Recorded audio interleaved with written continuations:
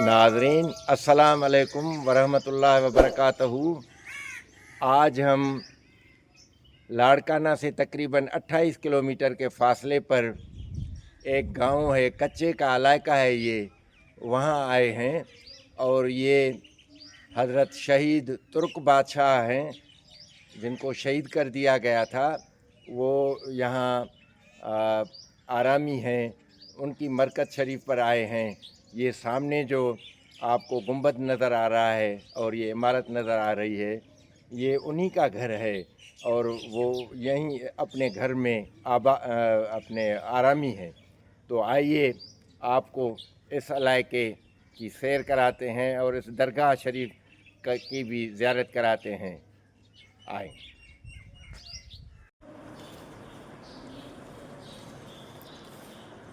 तो जनाब, ये है साईं शहीद तुर्क बादशाह रहमतुल्लाह अलैह का मज़ार शरीफ। ये मरकज़ है उनकी और आप यहाँ आरामी हैं।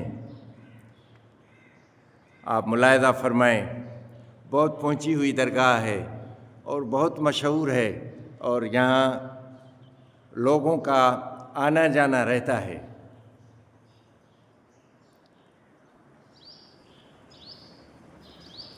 ये मुलाहिज़ा फरमाएं, सखी शहीद तुर्क बादशाह रहमतुल्लाह अलैह। ये साईं तुर्की से यहाँ तशरीफ़ लाए थे और फिर इनको यहाँ शहीद कर दिया गया था। मुलाहिज़ा फरमाएं, ये मुलाहिज़ा फरमाएं। ये ऊपर ये उनका गुंबद शरीफ है।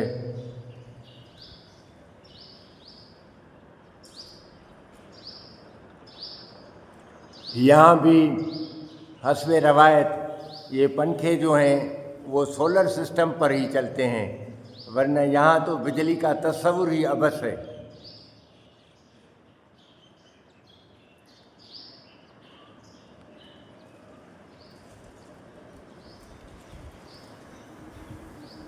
सोलर की दुनिया ने यहाँ की पाकिस्तान के लोगों की बड़ी मुश्किलात हल की हैं,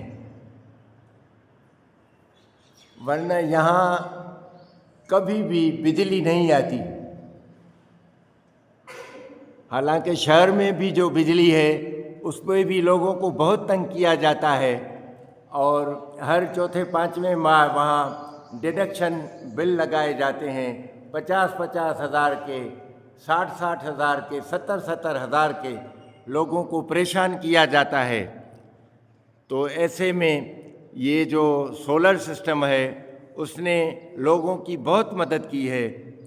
और हुकूमत को देखें कि उसने इस पर भी पहले 18% टैक्स लगाया था, अब आवाम के इसरार पर उन्होंने 10% फिर भी इस पर टैक्स लगा दिया है। यानी हुकूमत जो है वो आवाम से ही बस पैसा बटोरना चाहती है, बाकी आवाम को कोई सहूलत देना नहीं चाहती। ये हमारी बदकिस्मती है।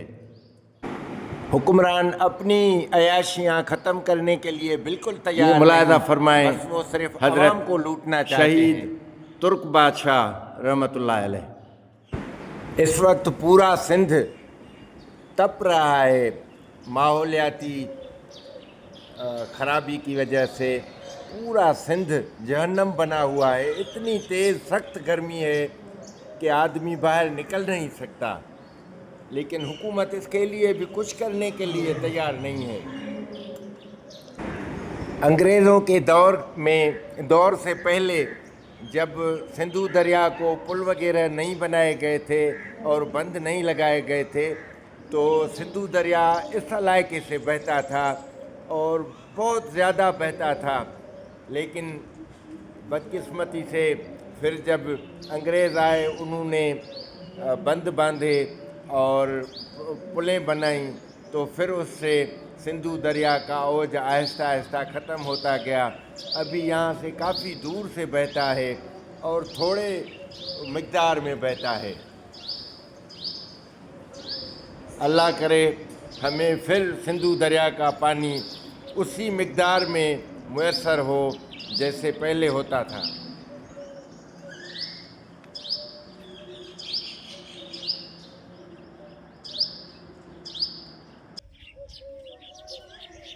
یہ سائیں حضرت ترک بادشاہ رحمۃ اللہ علیہ کا گنبد شریف ہے۔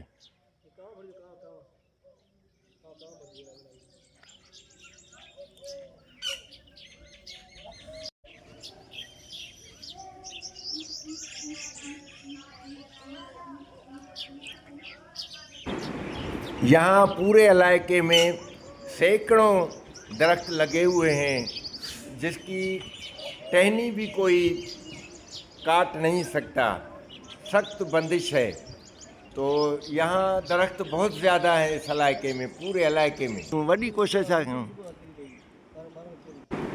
ناظرین، ابھی ہم آپ سے اجازت لینے کے متمنی ہیں۔ آپ سے گزارش ہے کہ اگر آپ نے ابھی تک ہمارے YouTube channel beauty of Sindh 786 کو سبسکرائب نہیں کیا تو اس کو سبسکرائب کر کے اس کے بیل آئیکن بٹن کو پریس کریں اور ہمارے ولاگ دیکھ کر ان کو لائک کرتے جائیں ایک دفعہ، اور پھر اپنے دوستوں کو یا دیگر چینلز پر اس کو شیئر کریں تو ہم آپ کے بہت شکر گزار رہیں گے۔ اللہ عز و جل آپ پر مہربان ہو، آپ اور ہم سب کی مشکلاتیں حل فرمائے، آمین۔ خدا حافظ۔